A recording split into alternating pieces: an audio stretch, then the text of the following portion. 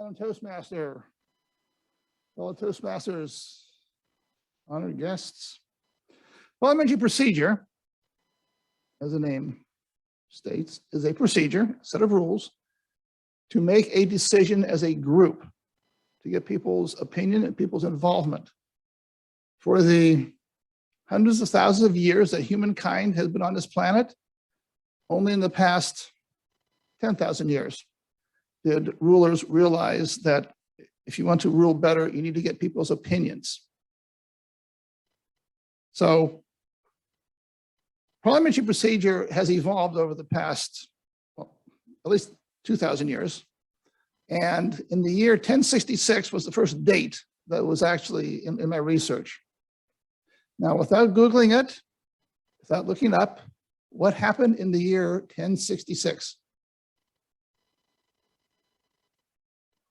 That's my next question. No, 1066, the Norman Conquest of England. So in 1066, 11 long-haired hippie freaks drove all the way from Norman, Oklahoma to England in a chartreuse microbus.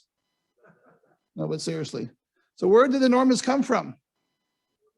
Normandy, very good, thank you. Now, as a historical perspective, about 1,000 years later, I'm sorry, about 900 years later, in the year 1944, about 150,000 men sailed from England to Normandy. It was a Tuesday. And what happened on that day? It was June 6th, 1944. D-Day, thank you. So just to keep things in perspective, in 1066, they sailed from Normandy to England, and then from England to Normandy 900 years later. So that's where it happened. Now, as you know, or you should know, the Normans conquered England. That's why they call it the Norman Conquest of England.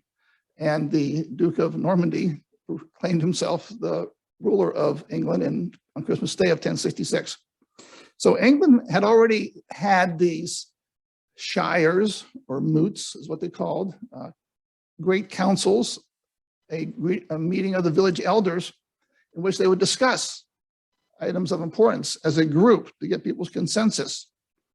Because they learned then, and this is true today, the majority has their way and the minority has their say. And that's the essence of parliamentary procedure, getting people's involvement. They may not agree with the final decision, but they had a point. They had their opinion heard. Now, in 1215, we had the Magna Carta.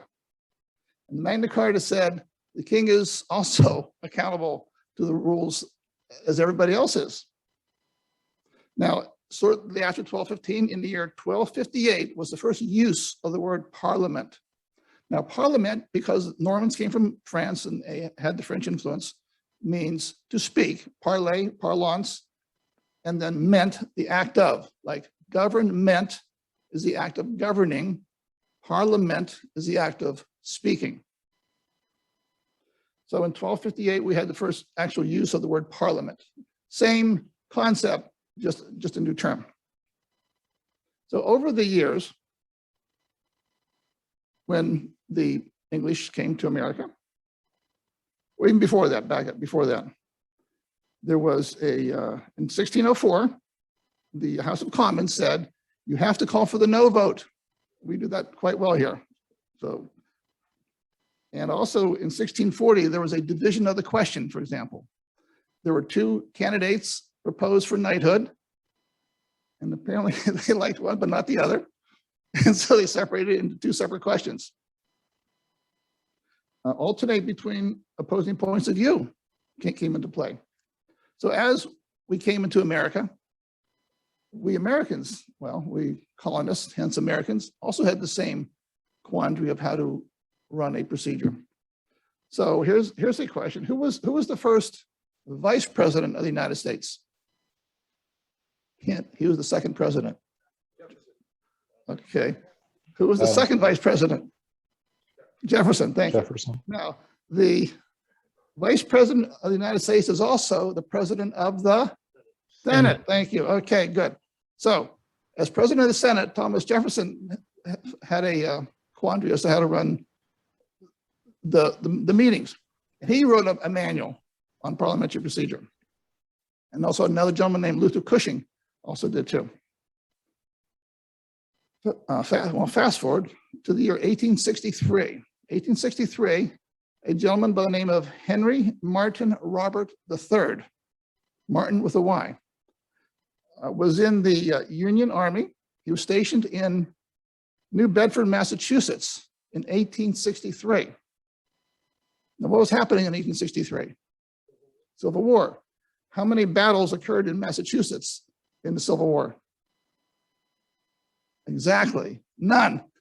So he had a lot of time on his hands. So he was asked to preside over a town hall meeting in New Bedford, Massachusetts, and it was pandemonium. It was chaos. It'd be the equivalent of today's school board meetings about masking. After New Bedford, he got transferred to San Francisco.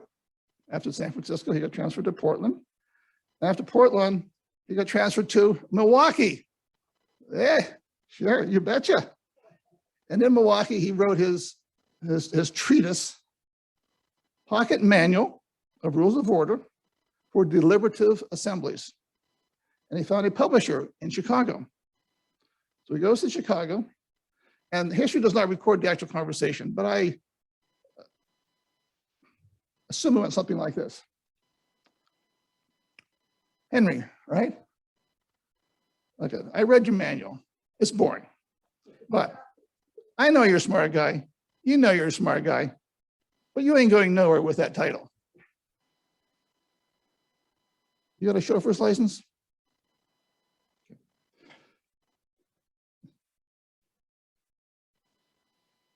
Note to self, don't do old commercials.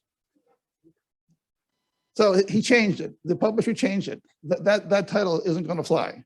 Pocket Manual of Rules of Order for Deliberative Assemblies. So he said, okay, let's brainstorm this. Let's figure this out. Let's have something that sells. His job as a publisher was to sell books. So I go, okay, Rules of Order for Deliberative Assemblies. Rules of Order. Rules of Order. How about Henry's Rules of Order? No, it just doesn't have that ring to it. Martin's Rules of Order. Doesn't have that ring to it. I know, I got it. Robert's Rules of Order. And that, ladies and gentlemen, is the rest of the story.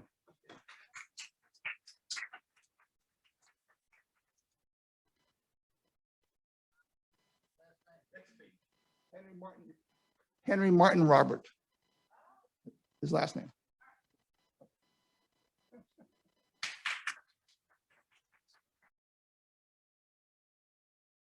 Toastmasters, and especially Rico. Rico, as you know, I like parliamentary procedure, and I've done many speeches just on parliamentary procedure. I think that's fun enough. I mean, we don't even have to have the history. What I loved is that you knew the history, and it seemed very well researched. And not only that, did you not just give us a history lesson, because some of us might have fell asleep, especially because we keep the lights on a little too low here. But you asked people questions, you engaged them, you talked about, do you know this? What's important about this? Do you know this date? And I think that kept people thinking, and that kept people awake and wondering, well, will he know something I know? And how can I participate? And I felt like Jason behind me was like, I can't wait to participate. This is my opportunity to show I have great history. I also think you had really great vocal variety. You did wake me up when you said Milwaukee. I was like, what? What? There's Milwaukee in this story? How did that happen? I'm going to go home and look that up, by the way. Things that I think that you could have done to bring more to the story is I would have liked to see as a Toastmaster, and that we use Robert's rules, if you could bring in some history and Toastmasters, and maybe the first time we used it, or why do we use parliamentary procedure in Toastmasters? I would have liked to bring in that Toastmaster element. I think that would have brought a little richness and also tie us all together, because we are Toastmasters and we do use it. And not only just in this club for some of you, We use it internationally and also at conventions. So it's a part of our history, parliamentary procedure. I will tell you, I got a little confused, as you could tell, at the end. I was like, why did we pick Robert again? So I think it would have been good if you would have done a synopsis at the end and said they picked his last name because that's what came off the tongue a little bit better or would have sold more books. So I would have tied that up a little bit neater at the end because I was like, and they picked Robert because why? Some other things that I would do to challenge yourself is, I know you had a lot of facts and really not a lot of opportunity to move away from the lectern, but I would have liked to see maybe some visual aids. It'd be nice to have some maps up here, maybe show us where London is to Norway and kind of make that drawing. Or how about some pictures of these different characters you were talking about? I would like to see people, especially if you think about history, how they look and maybe how they dressed back then. So thank you again for a great speech and a wonderful topic.